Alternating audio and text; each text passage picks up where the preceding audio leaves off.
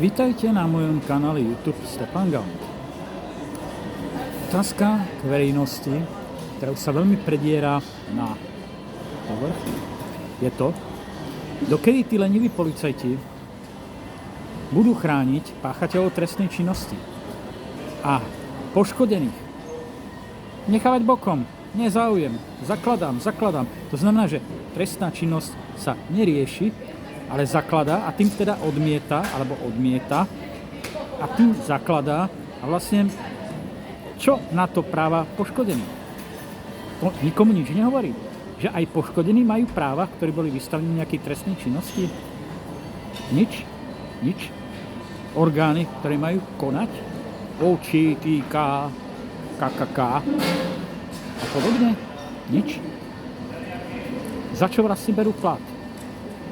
To sa už musíme nad tým veľmi vážne zamýšľať, pretože 71 000 ľudí na ulici, to nie je zrovna málo, to je takmer celý Prešov. A to je nejaké kráľovské mesto. Učím sa s vami z môjho kanálu YouTube Stefan Gaunt.